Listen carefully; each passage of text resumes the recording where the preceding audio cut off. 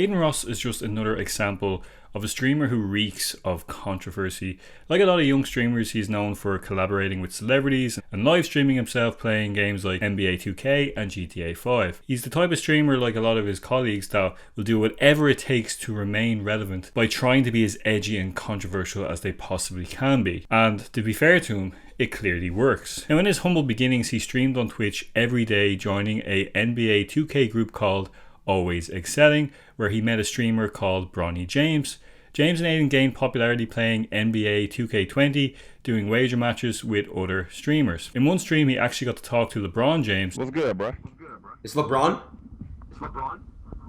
He said, is this LeBron? Yo, first of all, I gotta say, gigantic fan, I love you. And this is when things started to get better for Adin. Bronny and Adin would move to LA and collab on more streams together. This was at a time when most people were at home because of the pandemic, so more eyes were online than usual, and this definitely would have been a big help to Adin. He would have more and more viral moments, collaborating with many rappers such as Big D's, Polo G, and most recently Playboy Cardi. He's also known for saying the kind of weirdest, craziest things on streams. Gotta be on me, that shit's on my mind.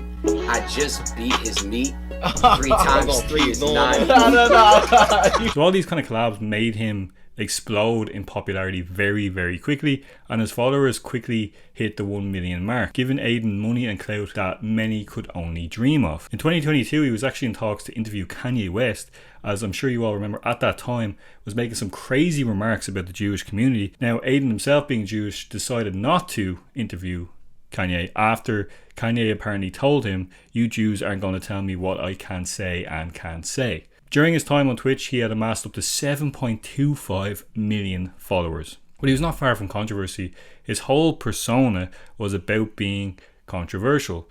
On April 11, 2021, he was suspended after being on a call with a YouTuber called Zayas who had used the homophobic F slur. Now, Adin protested along with a lot of his fans that he did not himself say the slur, so he didn't deserve the ban.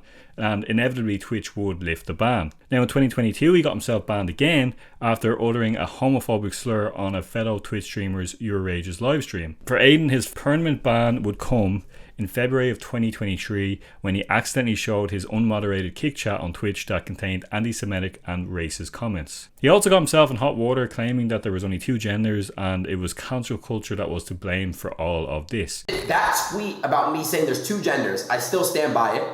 Whenever there's a gender reveal party, chat, either a pink powder comes out or a blue powder comes out. You can't scientifically, engineerily dissect and dismantle that there's 2 genders. You just can't do that, bro. His own fan base didn't really react well to his comments. Despite his Twitch ban, things were actually still going pretty well for Adin. In March, a month after his ban from Twitch, Ross announced he signed a streaming deal with Kick, who is a rival platform to Twitch, for tens of millions.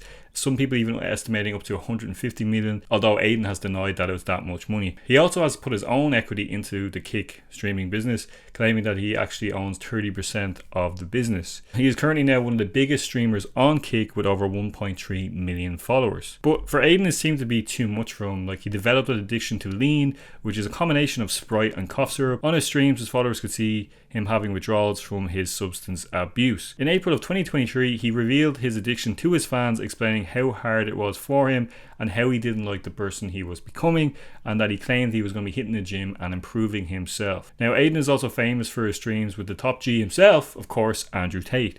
He's done multiple streams with Tate over the years and seems to agree with a lot of Tate's misogynistic views. He also hilariously got Tate and his brother arrested in Romania when he let slip on his stream that Tate was planning on leaving Romania forever.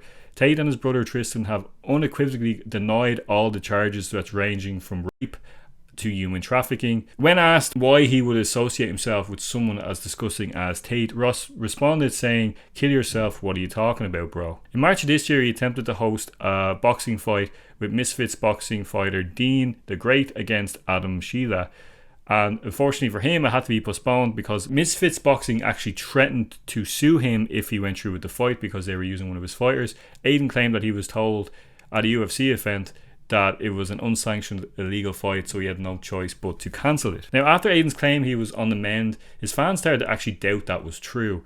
Once other streamers were actually commenting, telling him that he needs to get off the lean. Want a sip? Nah. I know you feel It's not lean. Dude, does this even look like lean? This year alone, his behaviour has become more and more erratic. He would stop streaming for days at a time. His Twitter community that had 90,000 followers was deleted by him, although he would eventually ask Elon Musk to restore it for him. He would then reveal on stream that he fired his management as well as his trainer, which made his fans think he was no longer working out and getting better like he claimed. Now it seems he was on some sort of downward spiral at this point. He also claimed that he was being sued by like 4 people and that he was going to sue his own assistant Citrus for the technical issues he had while streaming on Kick. And on top of that, like, his fans weren't really enjoying his content anymore. They felt it wasn't as entertaining or as funny or as edgy as he had been, which had made him famous in the first place. And then all of a sudden he just stopped streaming. This left his fans confused because he didn't explain why he disappeared. All people could do was speculate. He eventually would send a cryptic tweet saying that he was undergoing surgery on the 8th of June of this year, after being radio silent since his disappearance on May 25th, but he wasn't specific about what kind of surgery it was. On July 23rd, he returned, explaining he was back and he was working out and getting back on track. He acknowledged his content had gone downhill the last few months and he needed a break to reflect on it and to come up with ways to improve his content. He also plans on apparently getting his ban removed from Twitch and to improve the toxic nature of his community. He admitted he was back on lean but was now off it again, and his main goal was to get more collaborations like he did in the early days of his success. But because he's so controversial and because he makes so many controversial statements when he's streaming, a lot of big time celebrities don't really want to risk going on his stream. So he's claiming that he's going to clean himself up and his fans to make sure that people will be willing to go on to his stream. Now, insanely enough, Adin on the August the 5th actually did a live stream with Donald Trump. So the interview between Trump and Adin went about as well as you would expect from someone like Adin. Trump was basically asked like these softball questions. There was no unbiasedness with Adin. Like, he was clearly a pro-Trumper. Like, he was wearing the MAGA hat and everything, and he didn't really like put Trump under any sort of scrutiny or anything. Like, he just asked really simple questions that let Trump just kind of rant. And, you know, Adin just said, oh yeah, that's yeah, oh my god, that's terrible. Like, you know, it didn't like have any sort of knowledge or background in anything that Trump was saying. And typically, you know, of course with Trump, a lot of it was obviously bullshit. That's the kind of interview that Trump wants. He wants these right-wing young people who, you know, won't ask him difficult questions and will just let him go on these tirades. And like, because he can go on these tirades and he's not pushed back, he's not questioned about some of the lies he's saying, you know, people will believe what he says. And especially the Gen Zers who follow Adin, who, you know, will believe everything Adin says. And apparently Adin gifted him a watch and a car, a Cybertruck, which, if true, is technically illegal. But I'm not going to get into the nitty gritty of the interview. You can check it out for yourselves. It basically went exactly how I expected it to go. And it's typical of Adin because he tends to follow more of the right-wing conservative people, you know. I mean, this is coming from the dude that like sniffs people's chairs after they get up, you know.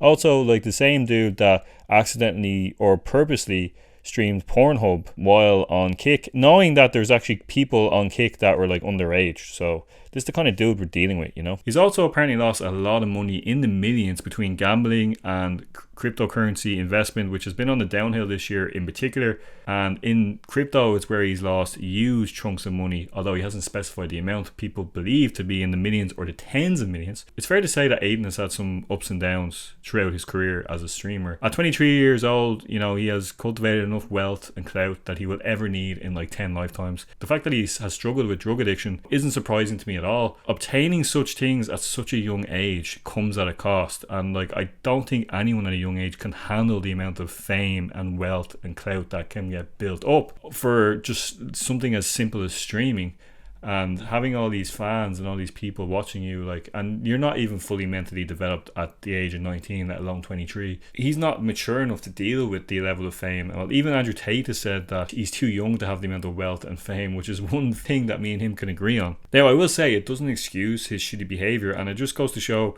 again why some of these streamers are turning out to be real scumbags, because just like other streamers, Adin will do whatever it takes to maintain relevancy, no matter how controversial. So I imagine, although he's claiming he's on the mend, he's claiming that he's going to be more wholesome in his content, I highly doubt that he will continue with that rhetoric, because one thing that keeps his fans watching is the fact that he is so controversial. And he's just one of many streamers that I've covered in this kind of series of streamers I've been doing. I'll leave a link to the playlist that I've made down below. I think the problem is with these streamers, money, wealth, youth, and then just people that will use you for your money and your wealth. You know, just being around the wrong people is going to cause you to have problems.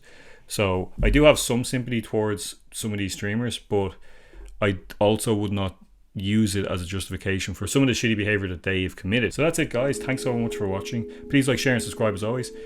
If there's anything about Adin Ross that I missed, as always, let me know in the comments down below. I think I need to take a break from streamers because I've had my fill and it's quite mentally draining having to learn about all these young streamers making 20 times more money, 100 times more money than me, and just being absolute wanks. That's it, guys. Thanks so much for watching. I will see you in the next video. Peace out.